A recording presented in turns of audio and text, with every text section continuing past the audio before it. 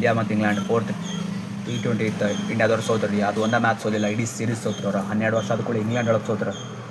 Not at all impossible. 2018ರಿಂದ match ಹೊಡ್ಕೊಂತ ಬಂದಿರ ಆತ. ಈ ವರ್ಷ 2026 ಇಂಗ್ಲೆಂಡ್ ಸೀರೀಸ್ ಸೋದ್ರು ಅವರು. ಐರ್ಲೆಂಡ್ ಸೀರೀಸ್ ಅಂತೂ ಸೋತೆ ಬಿಟ್ಟಿದ್ರು. ಆದ್ರೆ ಇದಕ್ಕೊಂದು ಚಾನ್ಸ್ ಅಂತೂ ಇತ್ತು ಅವ್ರಿಗೆ ಎನಿ ಕಂಡೀಷನ್. ಆದ್ರೆ ಇಂಪಾಸಿಬಲ್ ಆಗ್ಬಿಡ್ತದೆ.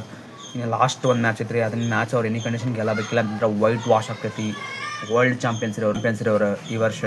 ಈ ಸರಿ ಅಂತೂ ಬಿಗ್ ಪ್ರಾಬ್ಲಮ್ ಆಗೈತೆ ಅವ್ರಿಗೆ. ಶ್ರೇಯಸ್ ಅವ್ರು ಅದ ಮಾತು ಹೇಳಿದ್ರೆ, ಹೊಸ ಫೇಸ್ ಐತಿದೆ, ಹೊಸ ಟೀಮ್ ಕಟ್ಟಕತ್ತಾರ. ಹೌದ್ರಿ, ಯಂಗ್ಸ್ಟರ್ಸ್ ಅದಾರ, ಭಾಳ ಪ್ರಾಬ್ಲಮ್ಸ್ ಅದಾವೆ. ಇಲ್ಲಂತಲ್ಲ, ಚೇಂಜ್, ರಿಪ್ಲೇಸ್ಮೆಂಟ್, ಇಂಜುರೀಸ್ ಭಾಳ ಪ್ರಾಬ್ಲಮ್ಸ್ ಇರ್ತಾವೆ. ಇಂಗ್ಲೆಂಡ್ ಪಿಚಸ್ ನಾರ್ಮಲ್ ಪಿಚಸ್ ಅಲ್ಲ, ಎಲ್ಲ ಪಿಚಸ್ಗೆ ತಿರುವುದಿಲ್ಲ ಅದ. ಆದ್ರೂ ಒಂದು ಟೀಮ್ ಕಟ್ಟೋದು, ಒಂದು ಹೊಸ ಕ್ಯಾಪ್ಟನ್, ಹೊಸ ಪ್ಲೇಯರ್ಸ್, ಹೊಸ ಕೋಆರ್ಡಿನೇಷನ್ ಬಿಲ್ಡ್ ಮಾಡ್ಬೇಕಂತಂದ್ರೆ ಒಂದಿಷ್ಟು ಟೈಮ್ ಆಗ್ತದೆ ರೀ. ಇಲ್ಲಂತಲ್ಲ, ನೋಡೋಣಂತ್ರಿ. ಅದು ಶ್ರೇಯಸ್ ಅವ್ರ ಮೇಲೆ ಮತ್ತು ಗೌತಮ್ ಗಂಭೀರ್ ಮೇಲೆ ಸೆಲೆಕ್ಷನ್ ಕಮಿಟಿ ಮೇಲೆ ಭಾಳ ಪ್ರೆಷರ್ ಇದೆ.